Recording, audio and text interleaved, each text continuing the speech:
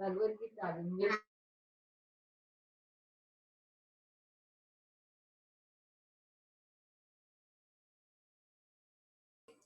Our Science of Self-Realization course, we are week 2. We'll start with prayers to our disciplic succession from where we receive the knowledge.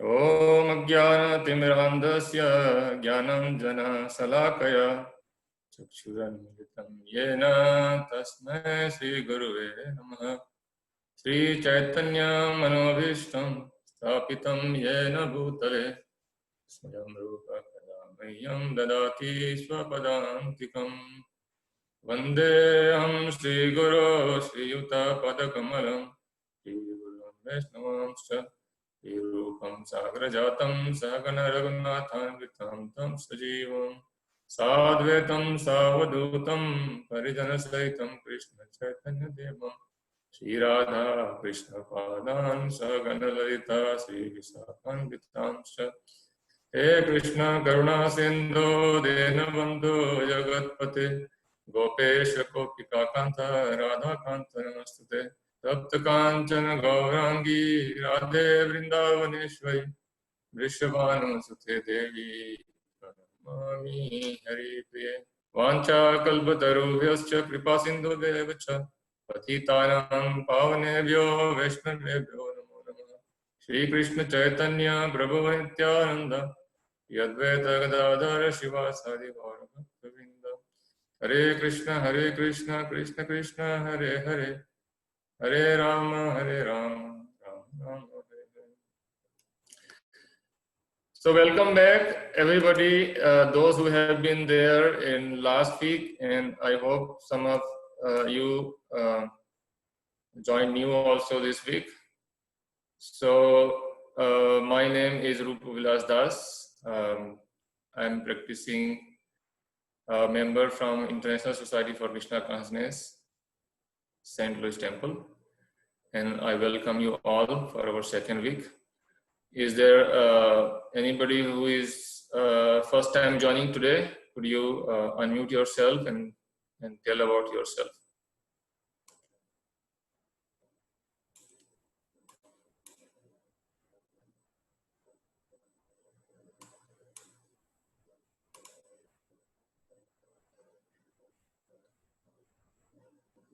Okay.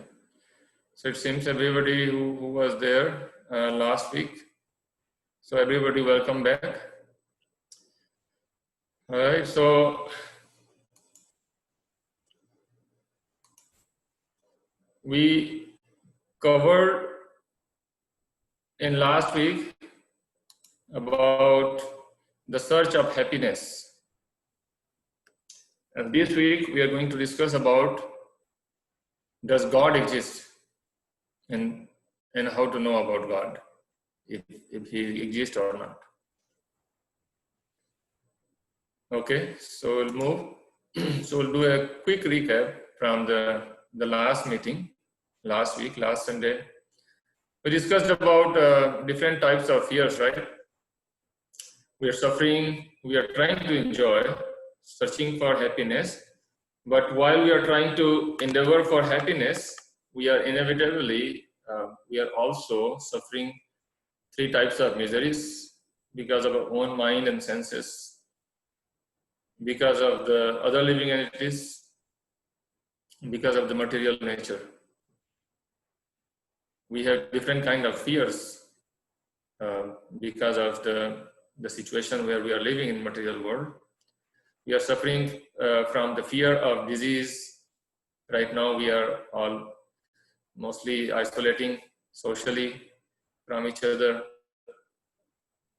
We are fearing accidents, we are fearing losing our reputation in society, and ultimately everybody is fearful of death. We also discussed about the common things in human and animal life. Those are the eating, sleeping, mating, and defending. And we identified the real problems of life, which are common to all and which we cannot avoid. and those are the birth, death, old age, and disease. And we concluded that the goal of human life is to search out for the root cause of all causes, the source of everything. Because we are looking for the happiness, we have to look for the source for the eternal happiness, because the happiness we are getting is temporary, and we're looking something, but it's gone, or sometimes we don't even get what we are looking for. So we decided, or we concluded from last week, that the goal of human life is to search out the source of eternal happiness. So therefore, this week we are going to find out what is that root cause of all causes. What is that source of eternal happiness?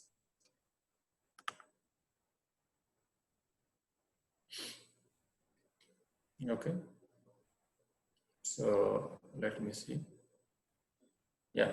Can you guys see my screen? Can you guys hear me and see the slides that I'm sharing? Yes. Yes. We can see What is how there? many of you believe in God question right now. There's a question right now on the slide. Yeah, how many of you believe in God? Okay. So is there anyone in the group who does not believe in God here?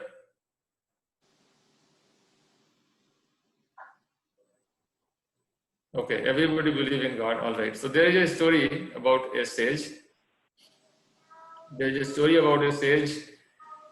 He was invited by.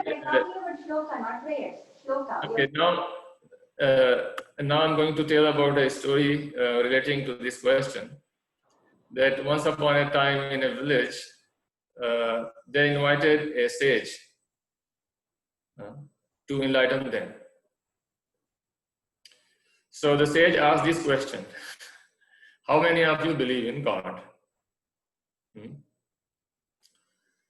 So everybody in that village raised their hand and they said, yeah, I believe in God. Everybody believes in God, like you guys are doing right now. So the sage said, well, everybody believes in God here, so what is the need to speak to you guys, So my job is done. So he left. The villagers were disappointed. So they invited him again after some time.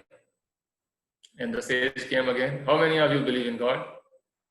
This time, nobody raised hand. Everybody, became non-believer.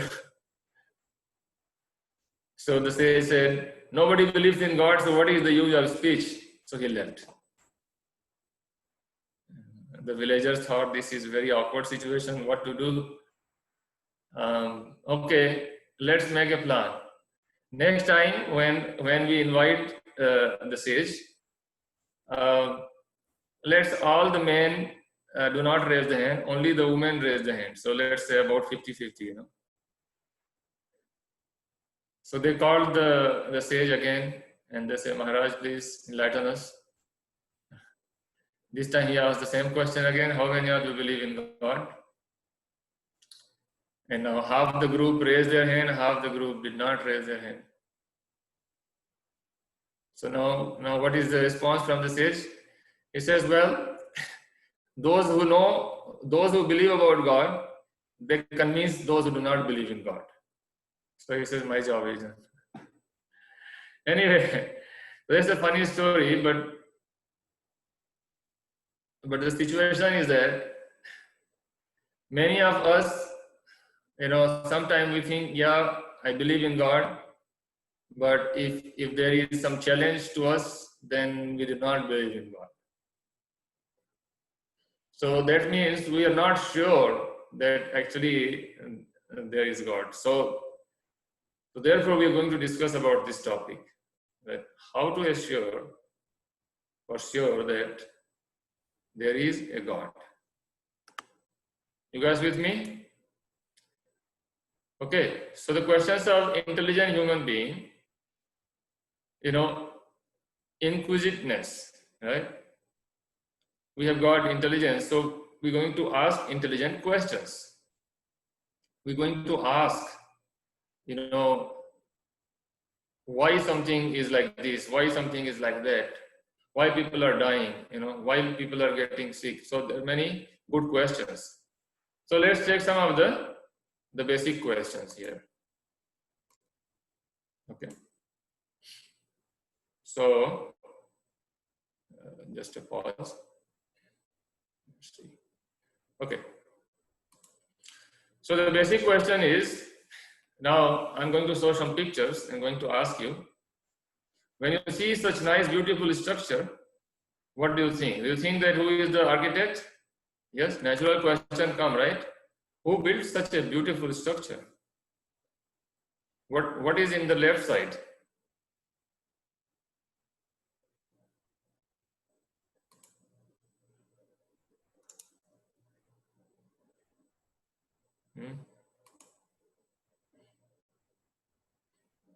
Are you guys hearing me?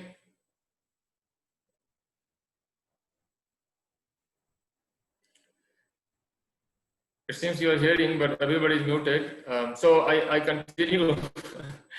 Okay, so when you see this nice structure, the question comes: what is this, and who built this? Right? That's a good question, right? It's not coming automatically. Some intelligence is behind this structure. What is this?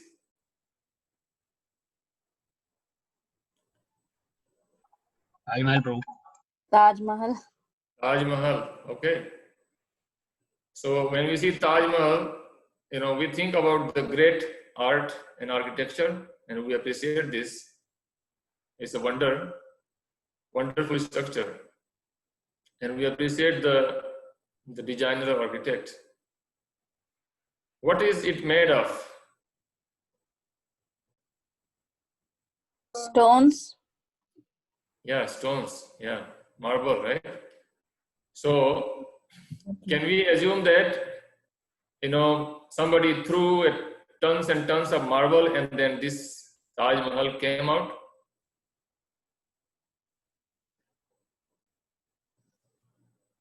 Yes. Can you throw tons of marble rocks and then Taj Mahal can come out automatically?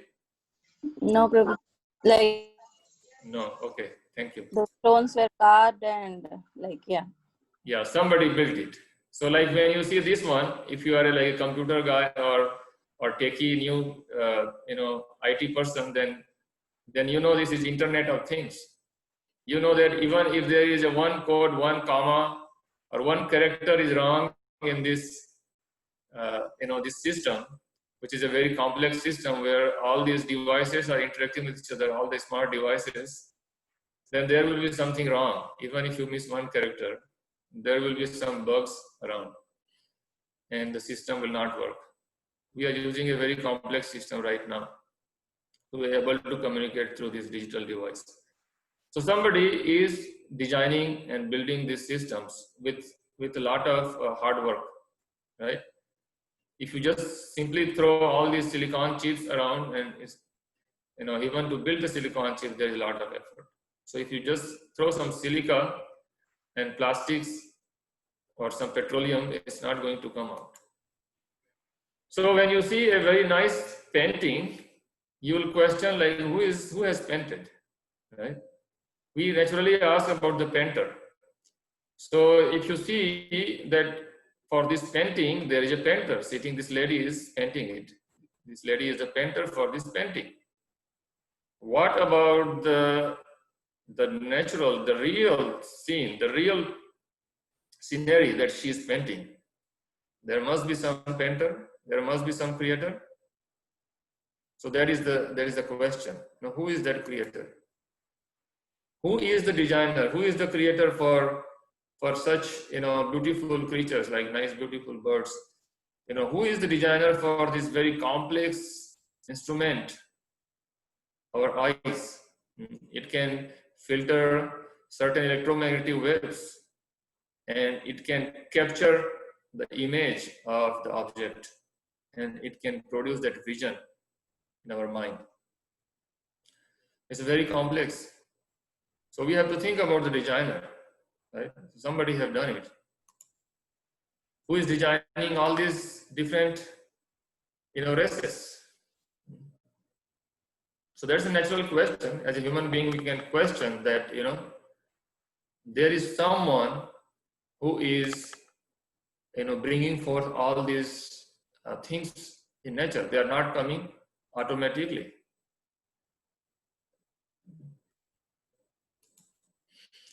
So I think most of you might have heard the scientist called Isaac Newton. And he did some experiments. He's very famous because he discovered many things. He wrote a book on calculus. But on top of that, he was also a believer of God. He was atheist. He was believer. He believed in God behind the creation. He did discover some laws of nature, but he did not make the law. So people may think that, oh, these are the scientific laws. No, these are not the scientific laws, but these are the laws of nature. Like Newton said, every action has a equal and opposite reaction. The third law of motion. So he gave law of motion, but he just experienced and then he he wrote down what was already existing in nature. So that's what the scientists are trying to do. Study the nature, learn the pattern, what is the pattern, how the things are moving, how they are changing. That is what scientists are doing. Study the pattern of the nature.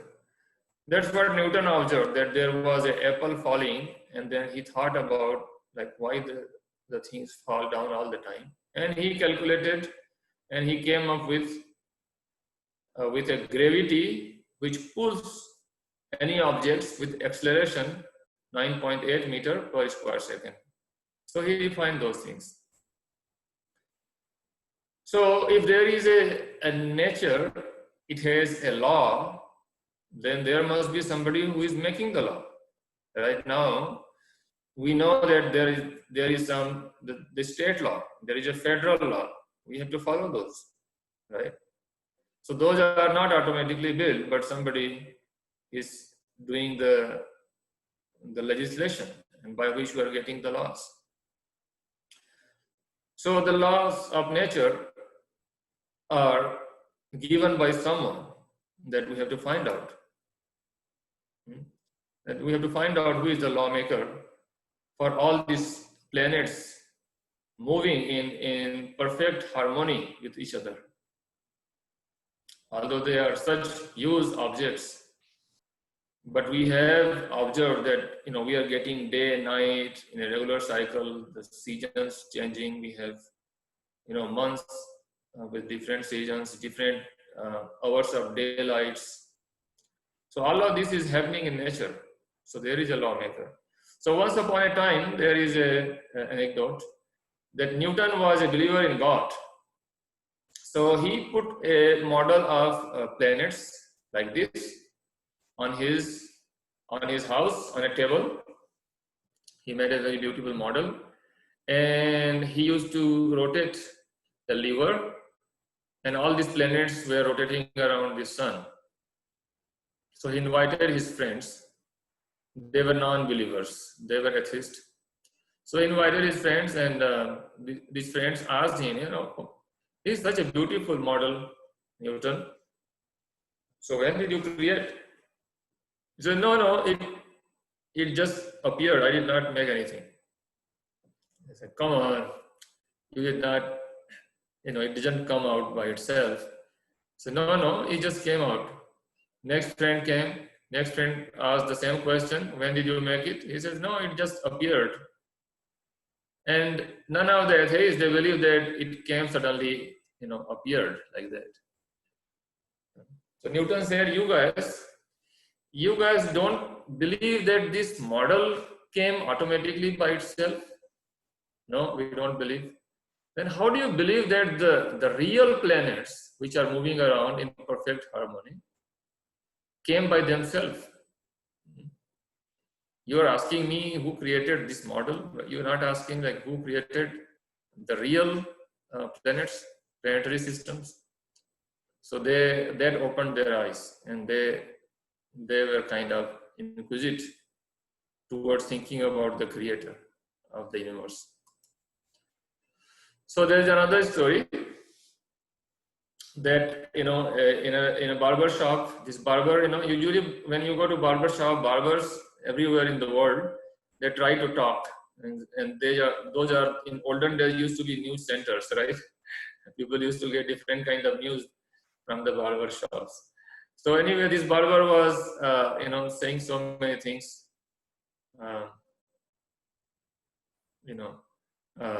against God, that God does not exist, God is dead, all those things. Atheist theory he was throwing up to his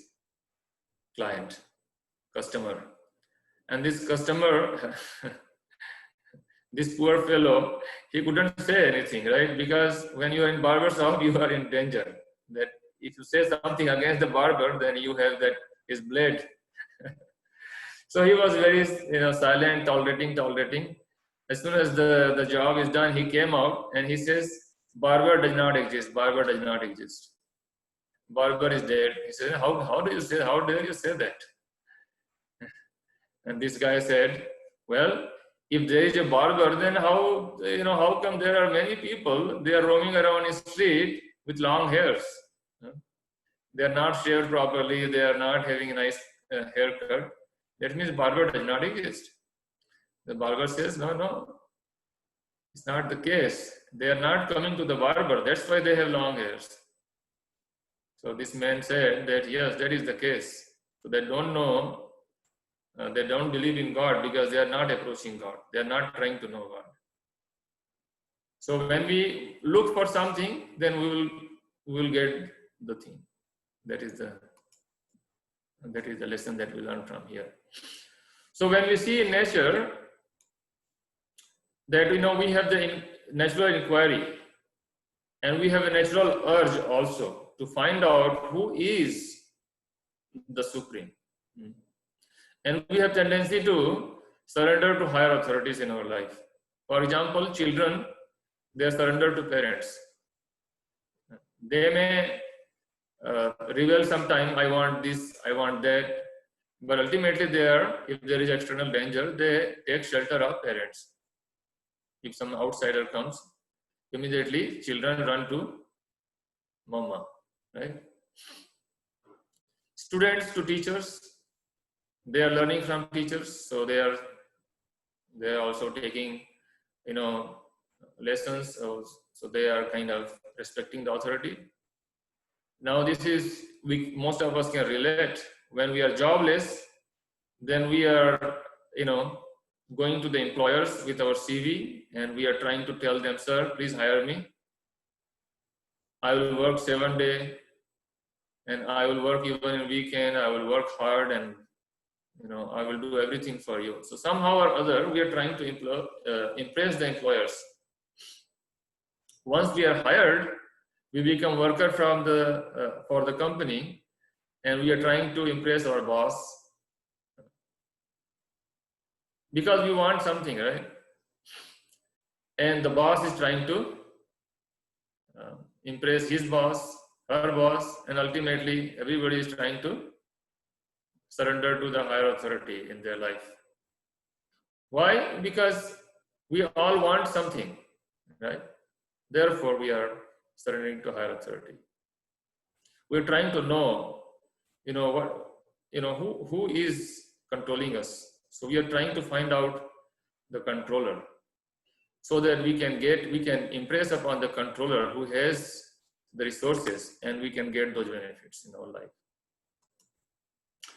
So therefore, we come to the definition of God. Okay. So when we search out the cause of all causes, like who created the nature, who created all the planetary systems, who created human beings, who created everything in nature. So go on searching the cause of all, the root cause of all causes. And if you find that person, if you find that designer and creator, then that is God. Then we accept that person as God. And you find out who is the supreme controller. We have our boss and boss to boss and boss to boss and owners and owner of owner. Supreme controller, Ishvara. So God, who controls everyone. There is no controller for himself. And supreme proprietor, he owns everything. And because he owns everything, he can enjoy everything. So that is the definition of God. It is not that, my God is this, your God is this, I'm a believer in Shiva, I believe in Ganesha, you believe in Allah, you believe in Buddha.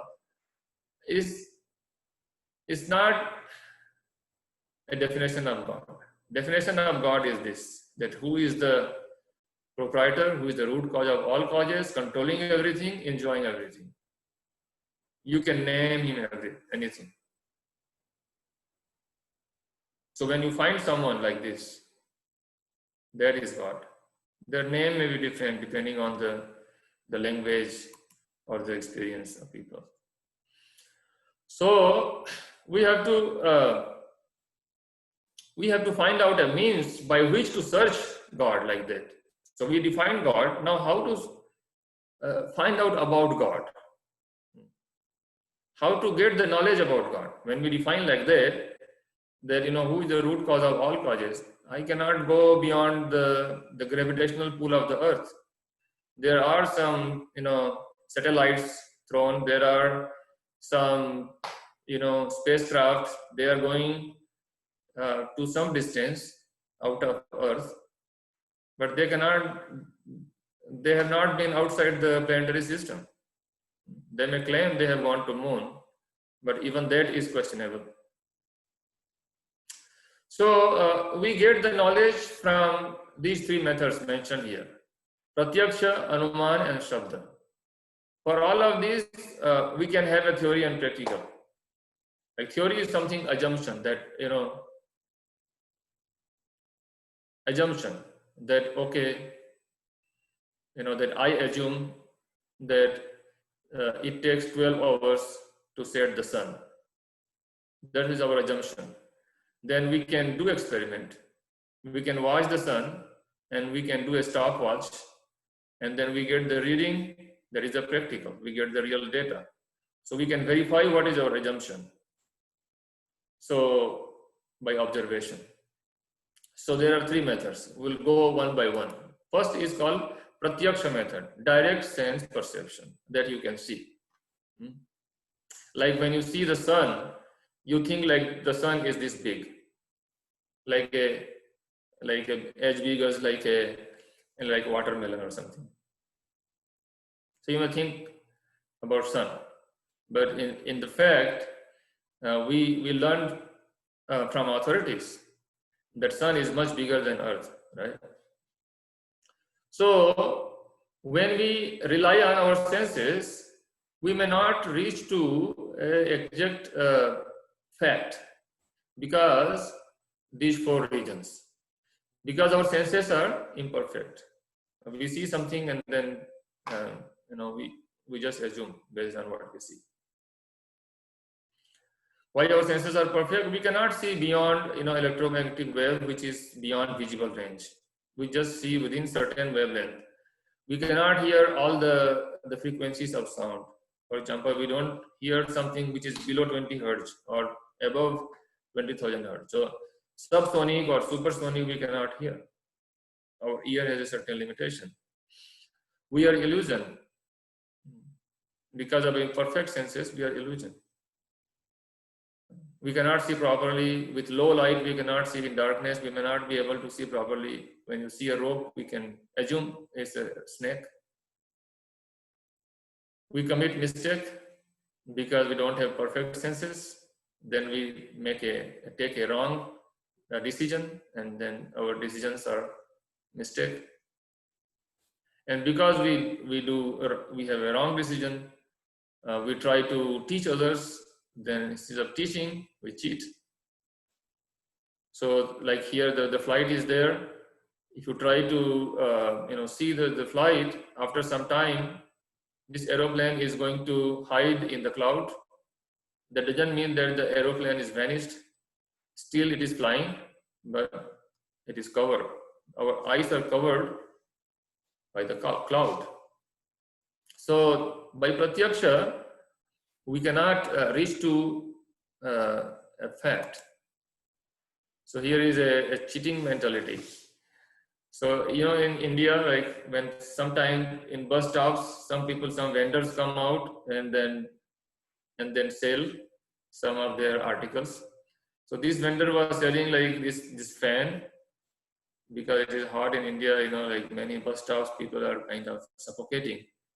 So he's saying 1 rupee fan, buy it, last forever. So many people bought it, 1 rupee, okay, give me, and then they shake it few times and then it broke. So people complained, oh come on, you say it lasts forever, it broke. And this guy says, the seller is saying, well, you don't know how to use. You hold the fan like this and move your head like this. Okay, this is how you have to use. So this is the cheating mentality. Okay, all right. So what do you guys see here? I'm trying to share some of the things which maybe you think something, but it may be something else. Can you guys unmute? Is it possible to unmute?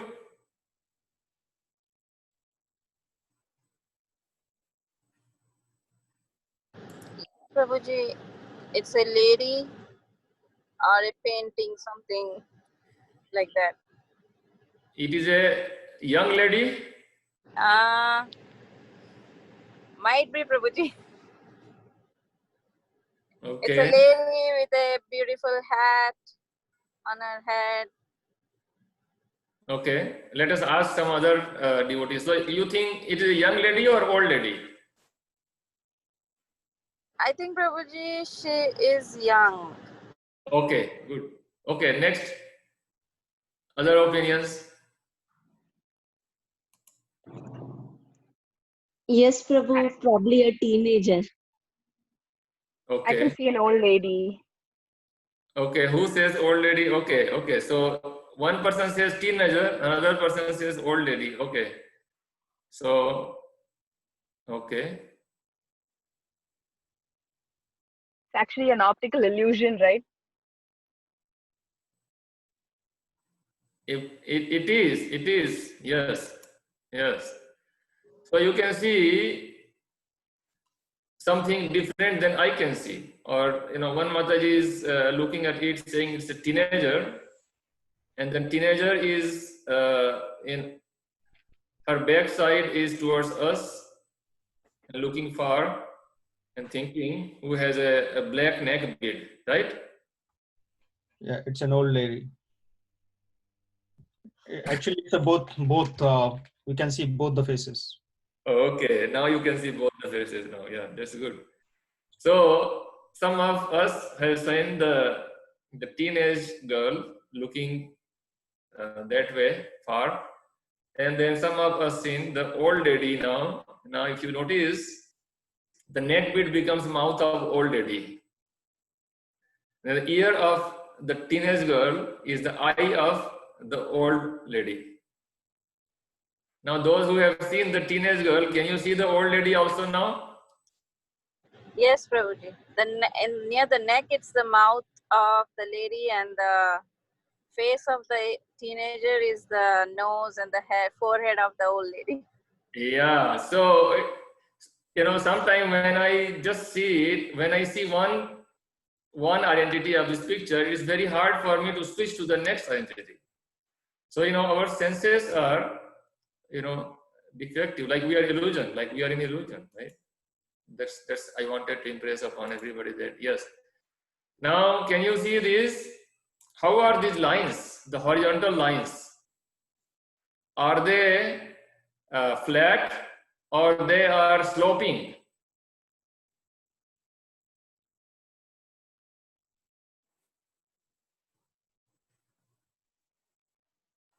Sloping little bit, Prabhu. Little bit, okay. Zigzag sloping. Zigzag, like this and this, right?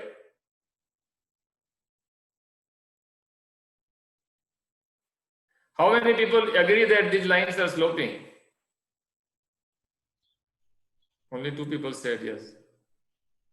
They are slopey, but as they Yes, move, Lofi. If you see carefully, if you measure from left side to right side, the distance between each line, if you see these blocks, these are all squares. Okay. So the left side, 2 lines you pick, exactly the same square is fitting. Right side, if you see exactly same square is fitting, then how come it is going to be slopy? Look the second line. There also the same exact squares is fitting there. It's not that the squares are like getting bigger or smaller. So that means these lines are parallel, flat, all of them.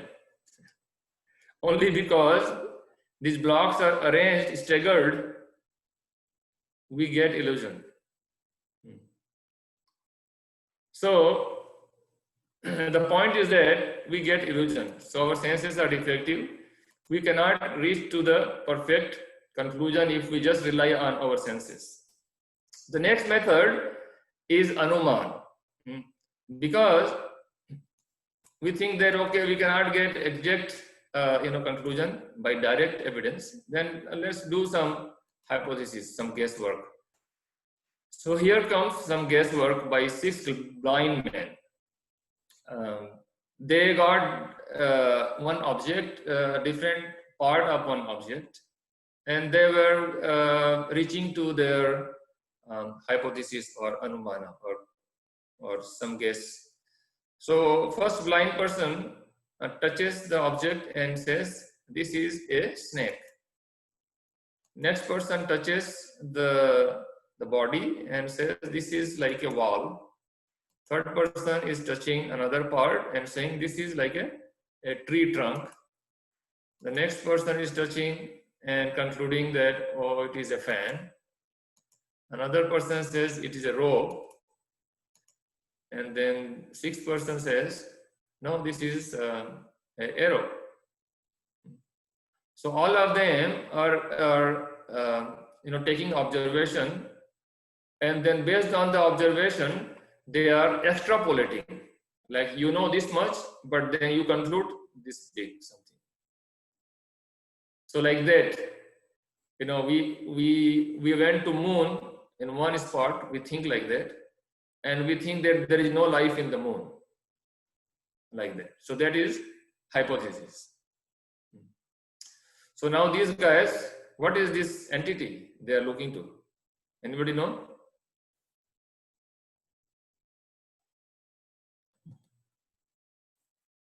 Okay, let's move ahead. So can you see that what it is? It is an elephant. Depending on where these blind men are touching, they are concluding different things. For that particular local observation, they may be correct for local, but to get the complete picture, their conclusion is wrong. So therefore, we cannot rely on the hypothesis also. So what is the last one method? Okay, there's another example for Anuman. When somebody sees like a smoke coming out in forest, that person may think that, oh no, there is a forest fire, but there may be train coming through the forest. This is the last one I will show example about the Anuman hypothesis. This man is walking, limping. You can see. So when the doctors see him, they did a conference. So the orthopedic guy, he says that his right leg is short. The neurologist said, he has some nerve problems. The psychiatrist says he has some psychiatric problem. Like that, they were trying to conclude different things. And they went to the man and they asked, why are you limping? Let us see the real patient, do the experiment now. They did the hypothesis. So when they actually found the fact, his chappal pin was broken. So he had like a bad shoes. So because of that, so all the assumptions by the doctors are wrong. Okay. So that is a hypothesis method. So we have to believe or we have to go for a source of knowledge which is, which is not going to fail. So, so we have to get the knowledge from authoritative sources.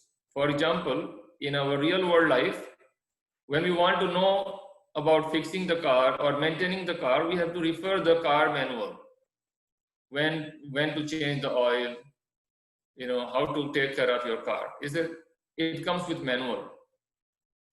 For example, when we want to know about who is our father, we have to ask the mother. So mother is our authority. So that is called the knowledge coming from the authoritative source is called Shabda. Okay. Otherwise, if you don't believe, then you go on experimenting, go on guessing. It takes a lot of time. So we have to find out something which is beyond our reach. We're questioning about God, who created everything, who is root cause of all causes. We are not able to, directly see. Then we have to believe in some authority. Ask the authority who is having that knowledge, who can give the direct knowledge to us. So we have to hear from the authority, because when we hear from the authority, we can save time and it is convenient. Like, just ask mother instead of doing experiment on every man who is my father, go on testing my DNA matching with everybody. That's a useless waste of time, not wise. In case of God, we have no choice. We have to rely on authority because we cannot reach even beyond certain range. We are encased in this material world. We cannot come out this material world. And then we have to, rely on the authority, who is the spiritual authority, who has the knowledge about beyond material world. So how to choose the authority? The authority is the one whose opinion is not changing. So, like, today I am given, some treatment, tomorrow some treatment. Like, people are trying to speculate so many ways that, this chloroquine will work for this coronavirus. This medicine may work, that medicine may work. So that is changing. Every day they have a new opinion. Sometimes they say, don't wear mask. Sometimes they say, no, wear mask. All these confusions. So if you get the knowledge from an authority, then the opinion does not change. It has stood the test of time and nobody has proved it wrong. So what is that authority? That is our Vedas. The knowledge means Vedas. Vedas means knowledge. In Sanskrit, Veda means knowledge. The real source of knowledge, the original source of knowledge. And this source of knowledge is the eternal root cause of, is coming from the root cause of all causes, coming from the source who is the creator and controller of everything. So actually, the Vedas, the knowledge in Vedas, they are coming from God. And therefore, they do not change over time. So we are getting the knowledge from the manufacturer or creator. So the Vedas are like manuals, like you have a car manufacturer and who gives car manual. Likewise, we have this nature manufactured by God and he has given us manual, and those knowledge is in Vedas. For example, the Vedas, they talk about Bhugol and Saptadvipa. So before these Western scholars in early days, in 2 centuries ago, they used to think that the earth is flat. They didn't know that the earth is, something round. Therefore, the Columbus, he was searching for India, and his followers in boat, they were frustrated because they were not finding a land, and they decided that, okay, they're going to kill Columbus tomorrow if we don't see the land. And finally, they landed in America. They didn't know it is America, they thought it is India. But they were kind of afraid that they will fall into somewhere off the plate of the earth. So that was their assumption. But our scriptures or Vedas, they already gave the information much before the Western scholars. Like cow dung, it's considered to purify the surfaces. Tulsi leaves is very purifying and medicinal. Like conch shell is just a bone, but it is used to produce the auspicious sound. These are all the knowledge coming from the Vedas.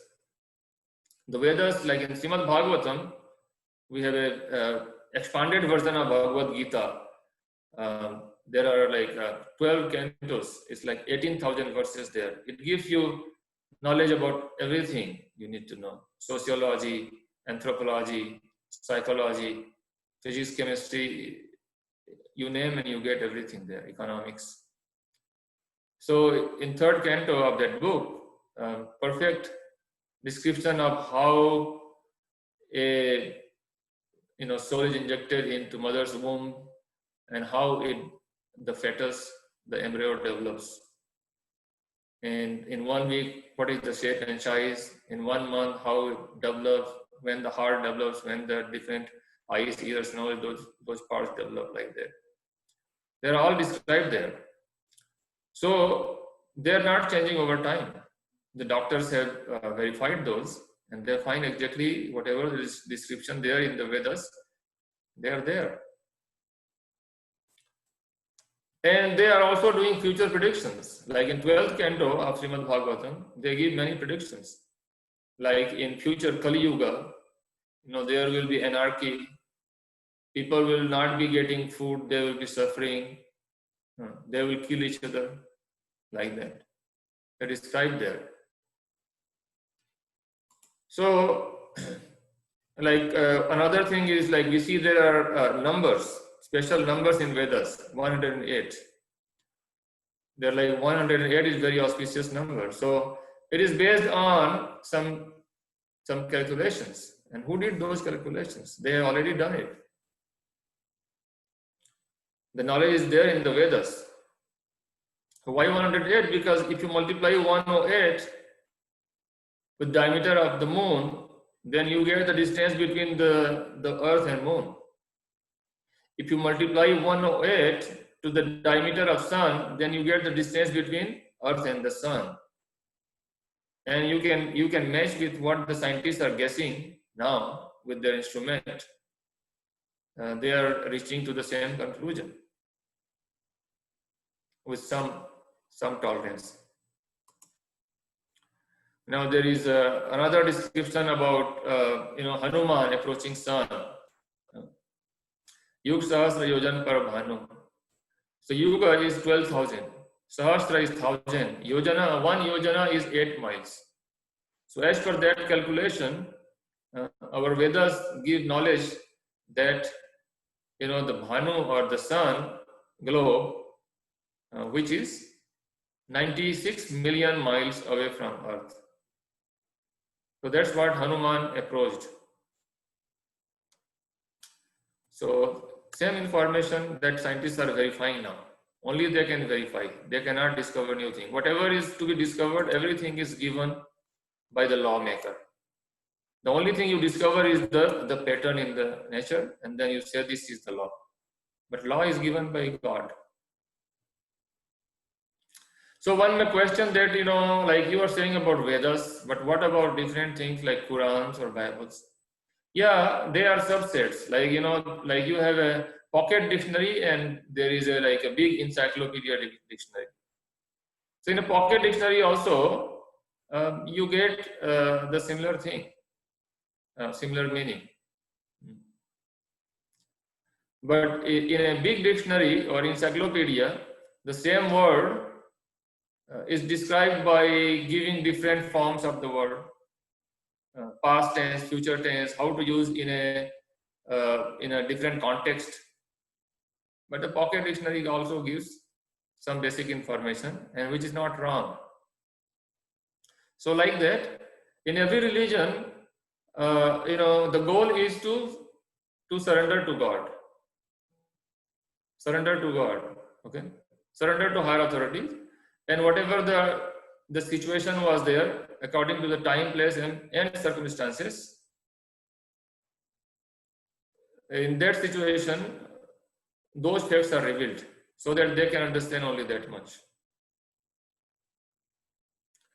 Like, for example, when you have you know, a child in elementary school, you just teach them basic algebra.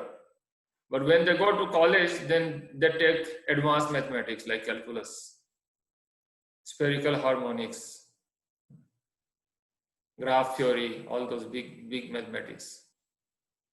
They, you know, so that's a different level. But 2 plus 2 is same if someone is doing a PhD in mathematics or someone is like in elementary school. It's the same law.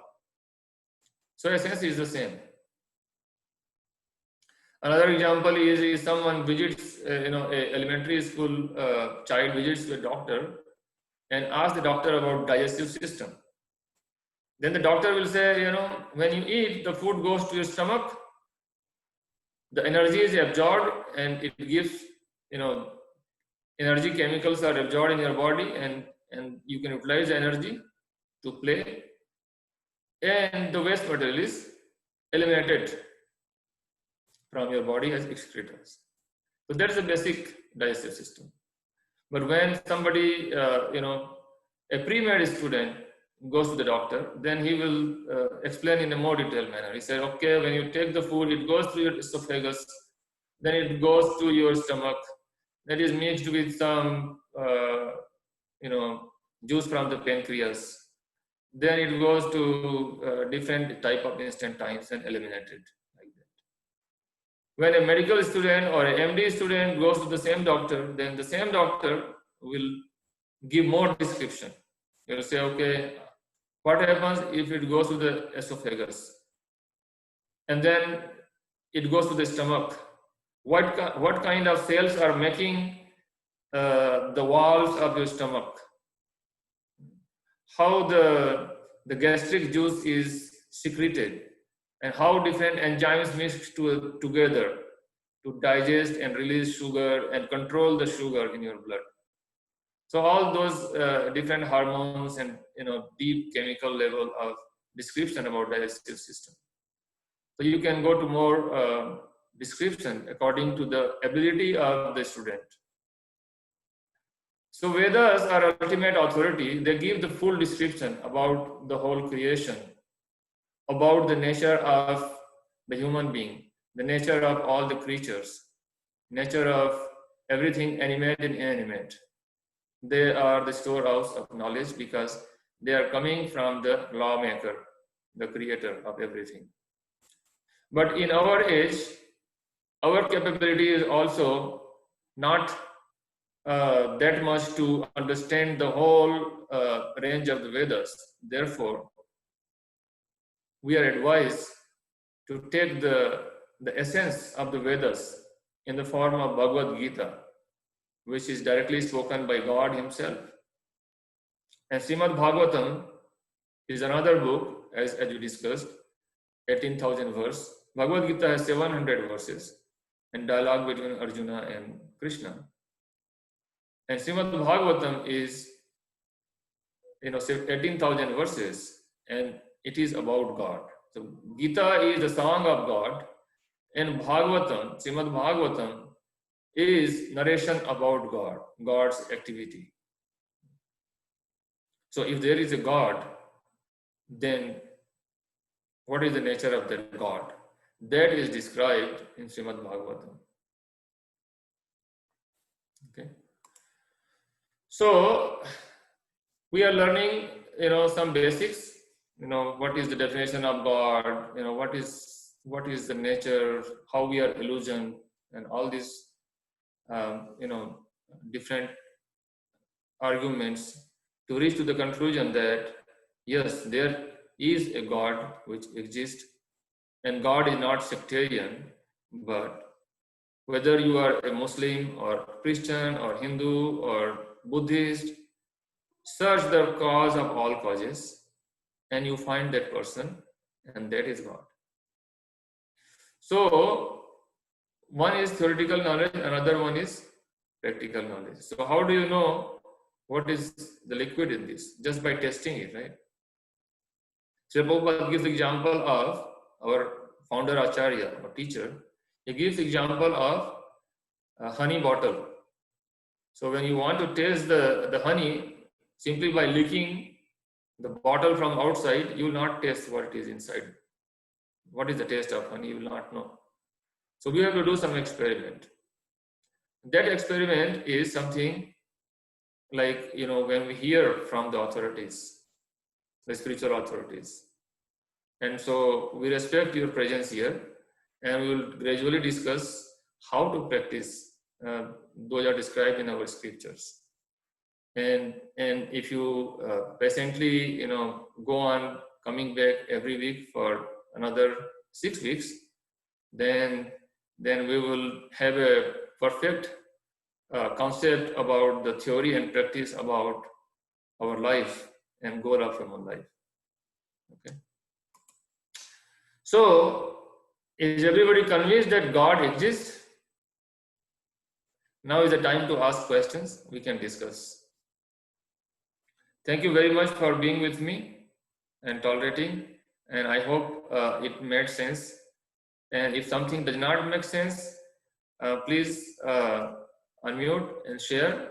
And if something makes sense to you, please share how something new you have learned. So this is a discussion time for us. We have, some more few minutes. We'll give chance to everybody to discuss.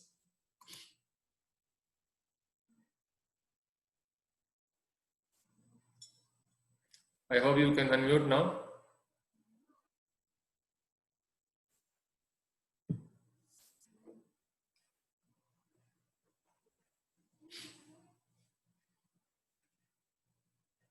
Okay. Nobody have any question? Okay, somebody started sharing.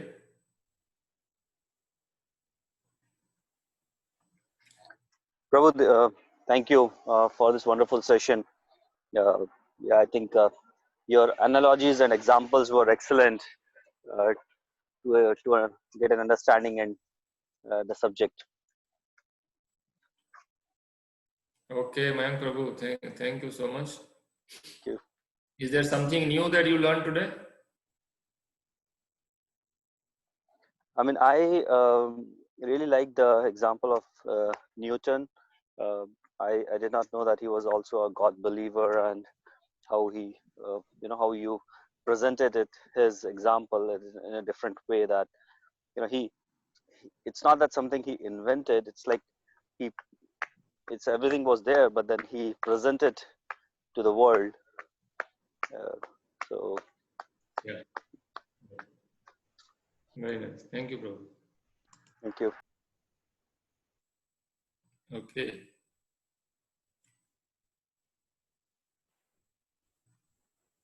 So we have a couple more minutes, Prabhu, in case if anybody want to ask questions. We can extend also if there is a discussion, but anybody joined today first time? Can you unmute and tell your name if there is anybody new today that did not join last time?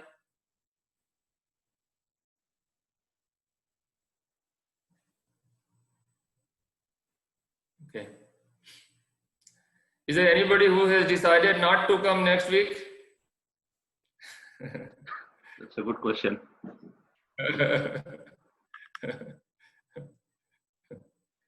Okay. Who is coming next week? That's a good. I think they will speak. Okay. Who is coming next week? That is a good question, right? Everybody can answer. Prabhu, can you unmute everybody? I will definitely come, Prabhu. It's a nice session. We certainly need to know more what's and how we can scientifically understand God. That is more our motivation. I hope that will be the presentation in the future classes. Thank you. Thank you so much. Yeah. Yeah. Who is Galaxy? Is that Galaxy a name? I think that looks like a phone name, Prabhu. Phone name. Okay. I'm very curious about who is the person. Can you unmute?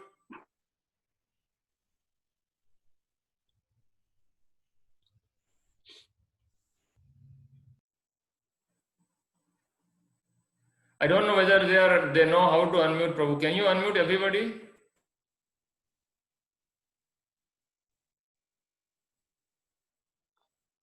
Okay. Hare Krishna Prabhu. I think this is Lakshmikant. So I think my mobile name is showing on the screen, I believe. Okay. So I will make sure that I will name at least like 2 letters. Okay. Okay. Lakshmikant Prabhu, you were there last Sunday? Yes, Prabhu, but I joined little late. Okay. Okay. So, do you think anything interesting today? Yes, Prabhu, like you have taken very good examples and illusions and all those stuff, and I really like the hair cutter example. Okay. Okay. Yeah. Good. Thank you. Thank you so much. Yeah, and another question I have, Prabhu, like if I want to refer to this session, like where can I get? I see that we are recording this session. Yes. So yes. So we will send you the link for the recording by tonight. Okay. Okay. Yeah. We already posted the recording link, I think, in the WhatsApp group last time. So in the same WhatsApp group, we will share the link where you can find all the recordings. Okay. Yeah. Thanks, Prabhu. Thank you. Okay. Okay. It seems there were some people, they were trying to unmute, but then they muted themselves. Is there anybody who was trying to unmute? Would you like to share something or we should end the session?